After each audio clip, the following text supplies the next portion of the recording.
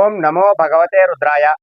మీ యొక్క వ్యాపారంలో విపరీతమైనటువంటి సేల్ పెరగాలి అంటే, అమ్మకాలు పెరగాలి అంటే, మీరు ఒక యంత్రాన్ని రచించాలి.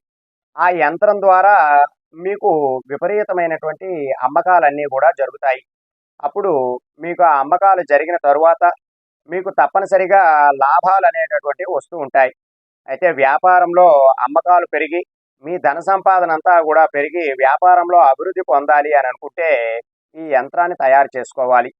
ఈ యంత్రం ఎలా తయారు చేసుకోవాలి అంటే, ముందుగా మీరు ఒక భోజపత్రాన్ని తీసుకోవాలి. ఈ భోజపత్ర మనకి పూజా సామాన్ల స్టోర్‌లో తప్పకుండా లభిస్తుంది. ఈ యొక్క భోజపత్రను తీసుకొని తదుపరి ఒక మల్లె మొక్క యొక్క కాడను అంటే ఒక పుల్లగా ఉపయోగించే విధంగా ఆ మల్లె మొక్క యొక్క పుల్లను సంపాదించుకుని దానిపైన మీరు తులసి ఆకుల యొక్క రసంతో మీరు ఈ యంత్రాన్నంతా కూడా లిఖించాల్సిన అవసరం ఉంటుంది. ఇప్పుడు ఈ యంత్రాన్నంతా కూడా తయారు చేసుకుని మీరు మీ యొక్క సేల్ చేసేటటువంటి ప్రదేశంలో ఉన్నటువంటి సీట్ కింద పెట్టాలి. అంటే కుర్చీ కింద పెట్టాలి. పెట్టిన తరువాత ఈ యొక్క యంత్రానికి ధూపము, దీపము కూడా చూపించి చక్కగా ఆ యంత్రాన్నంతా కూడా ఆ సీటు దగ్గరే ఉంచాలి.